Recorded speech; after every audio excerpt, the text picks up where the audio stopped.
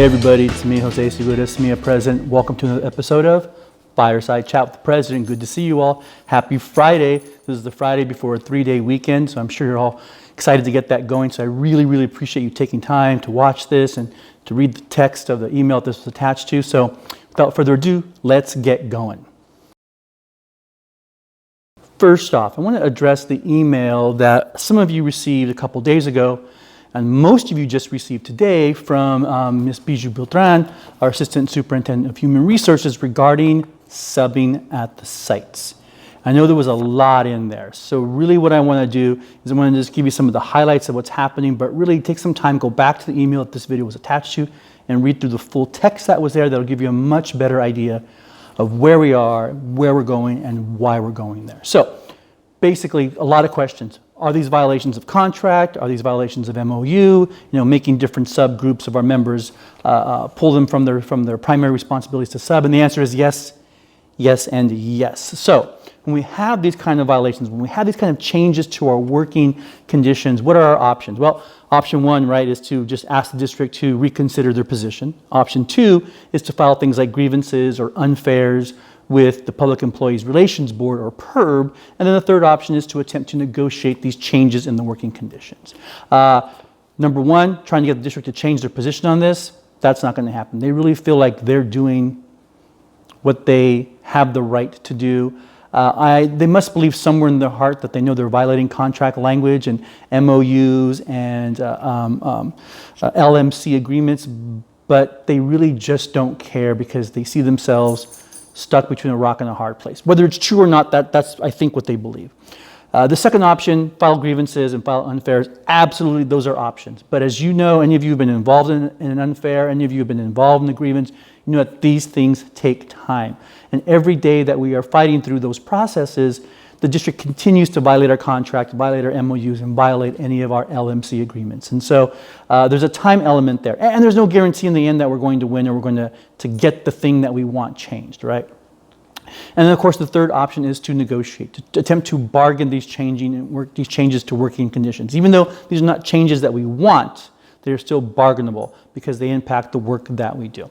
And so your executive board, so I met with our grievance chair, Chris Felix. I also met with Andrew Oman, our CTA representative, on Wednesday. We spent some time there looking through all of our options, trying to figure out if there are any additional options, and really kind of sifting through that. Once we got our ducks in a row as far as what our options are, which I just laid out for you, 1, 2, and 3, we had an emergency executive board meeting later on that evening where we went through those options and made recommendations about how to move forward.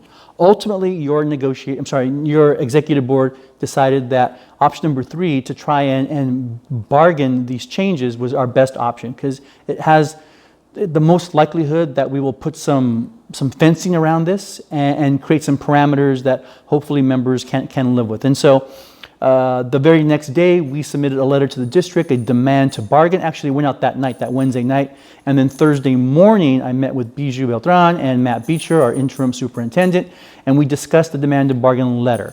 Demand to bargain requires that both parties come to the table and attempt to negotiate these changes in working conditions. And so that's where we are right now. We're waiting to hear back from the district as far as dates available to them for this bargaining. We've already actually provided them with a date we feel would work for both parties. And so we're waiting to hear from them on that. And so that's where we are with all of this. I want you to know that we are not letting up on this. We do believe that these are violations of contract language, MOUs, as well as our LMC agreements. There's no doubt about that, but we're trying to figure out how to move forward with this. I think some members believe that we can just refuse to do this stuff. So let me just run that down real quick for you.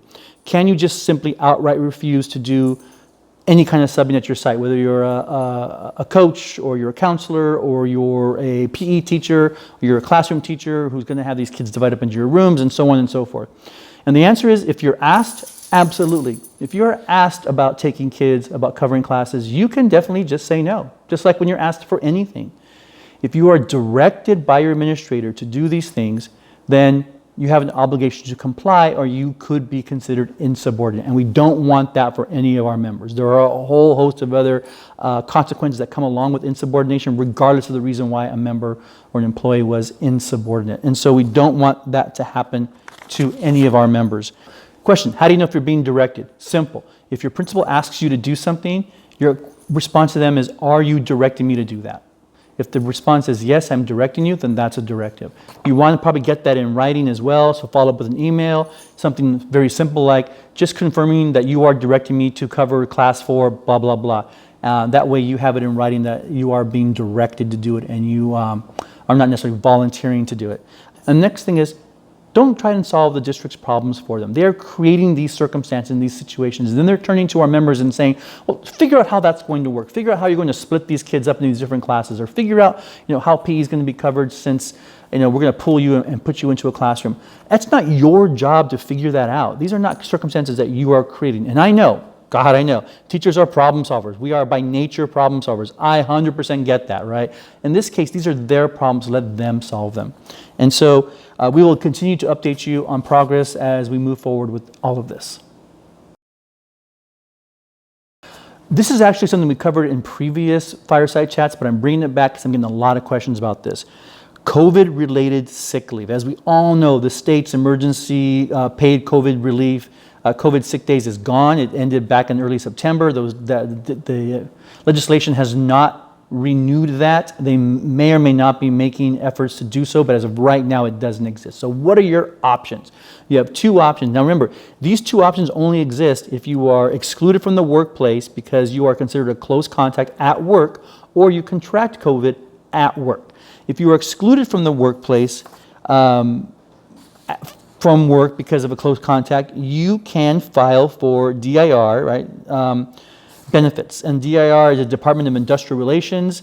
They do have wage claim. You can make wage claims there, and you can probably get back some of your lost wages. So the DIR documentation information is all in the email this video was attached to. There are some links. Click on those. It'll walk you through the process, and it'll also provide you with the forms necessary.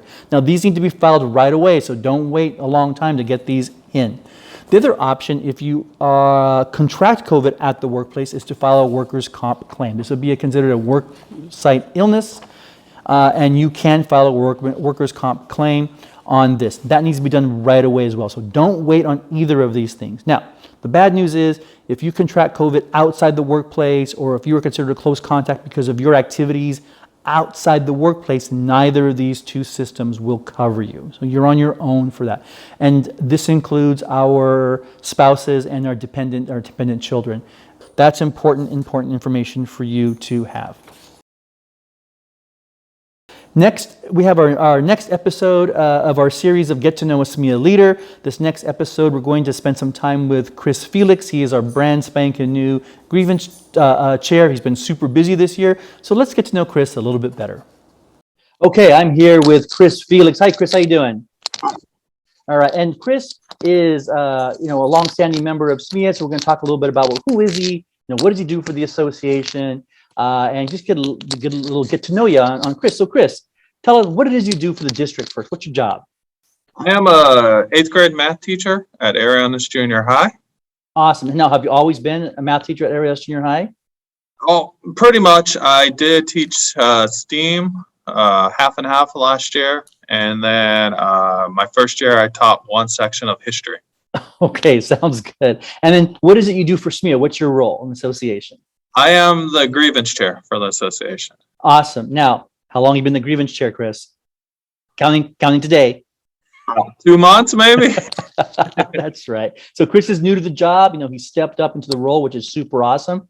We're really excited to have him. And let's see. So how long have you been a member of SMEEA? Since I've been working here, so I think I'm 10 or 11 years.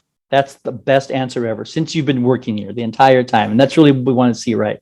We want to see folks who come on board as teachers in the district or certificated folks in the district also join the association, become part of this, what I think is probably the best union in the area. And so, Chris, you're a teacher over at Arianas Junior High. What else? Tell us a little bit about yourself personally. What is it you want us to know about you? I'm married. I have 4 kids all over the place. I have one in college, one almost in college, and one in kindergarten and one hasn't even started school. So Holy all over the place. smokes. Yeah. Wow. Good for you. Yeah, I keep myself busy. I teach here. I teach at Hancock. I'm your grievance chair. So all over the place. When I do get free time, I like to go do something, mountain bike, hike, something outdoors. There you go. Get out of the box, right? Yes. And are you from Santa Maria? Are you a local guy? Or you're a transplant? Yeah. Born in Santa Maria. Lived in Napomo most of my life, and now I live over in Fox and Woods. Awesome. So you went to Napomo schools, AG High, that kind of thing? Actually, no. Big Catholic family, so I went to St. Pat's in AG and then St. Joe's in Santa Maria. Awesome. No, that's great. Well, it's good to know, right? So you have this kind of diverse background. Brought up in parochial schools, working public now for the last 10, 11 years, it kind of gives you a good mix of experiences, I think. Right. So tell us a little bit about the work that you do for SMEEA as the grievance chair. What does the grievance chair do? I actually, to tell you the truth, I'm still trying to figure out most of that out. But my biggest rule is anytime there's a disagreement about how we are interpreting the contract between us or the district, or flat out someone is not following the contract, either we have a principal not following because they choose not to, or they don't know the contract. So my job is to come in and talk to the principal first of all, and if they're not following because they don't know, educate the principal about it, or if there's a disagreement, then we start with our grievance and move down like we are currently doing with our multiple meetings a week, or our site coaches and grievance that is now starting. Oh, so for guys only been on the job a couple of months, it sounds like you know what you're doing. Yeah, I wish. I'm trying my best. I'm getting a lot of help from Jose and Andrew. Oh, well, we do what we can. We know that sometimes we have members who come to us with potential grievances or what they think is a potential grievance, right? And so have you had to deal with any of that yet, where something really just isn't grievable, but you still have to have that kind of conversation with the member about maybe what it might be versus what they hope it would be? No, actually not yet. Well, it's coming. I've been kind of lucky with that. I've had conversations like that before I was grievance chair with site members as a rep, but not as a grievance chair yet. So. Oh, well, don't worry. It's going to happen, and probably sooner than you think. All right, Chris. So before we go, last quick question. Any advice for any members, whether they're brand new members, they've been around a while, who are now interested in getting more involved in the association because their life circumstances change or their schedules free up? Any advice you can give somebody who wants to kind of dip their toe into the kind of the governance of SMEEA? Yeah, site rep. It's the best place to start. That's why I started.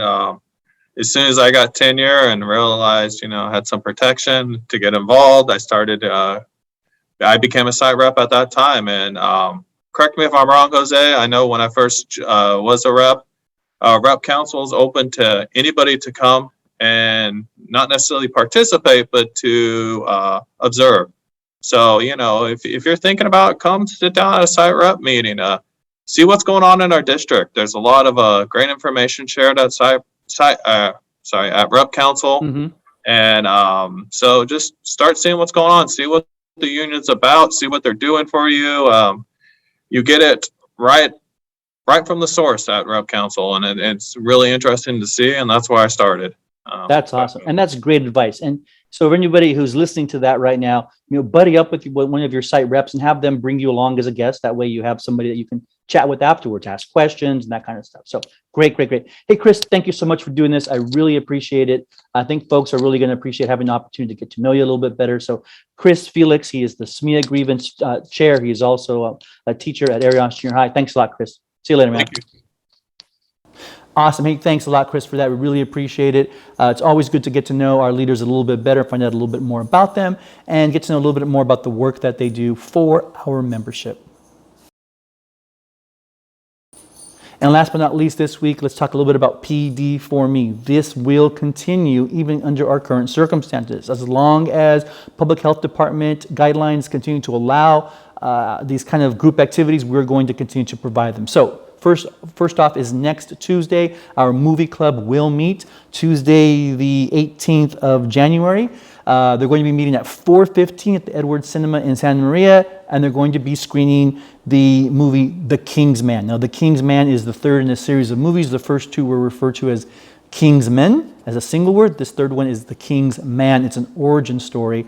I've actually already seen it, really liked it. My wife really liked it, so we thought it was a great movie. So, Movie Club, this coming Tuesday, 4:15, Edwards Theater in Santa Maria, going to screen the movie The King's Men. Please go back to the email this video was attached to you, find the link for Movie Club and get yourself signed up so that Christina Valadez, the facilitator for Movie Club, knows that you are coming. And remember, these are all free, so SMEEA covers the cost of your ticket for the film. The next thing I want to tell you, unfortunately, we're going to have to indefinitely suspend the ukulele class. Our teacher who was running that class just has a lot on her plate, and we totally understand that. We know folks are really overwhelmed. There's lots going on, and so she is indefinitely suspending those classes, and hopefully at some point in the future we can get back to that. So thank you so much, Stephanie, for all of the weeks and months that you've done ukulele class. I know folks have really appreciated it and really enjoyed it. Hopefully we can get back to it someday when it fits into your schedule. So thank you. And then the third one is Beer Club. We're still running Beer Club again as long as public health guidelines and regulations allow us to do so. Our next Beer Club meeting is going to be Friday, January 28th. We're going to be meeting at 4 p.m. at Man Rock in Grover Beach. And so go back to the email this video was attached to. Get yourself signed up for SMEEA PD4ME Beer Club. That's all I got for you all today. Hey, thank you very much for hanging out with me. I really appreciate it. Have a great 3-day weekend, and we will talk to you all soon. Bye, everybody.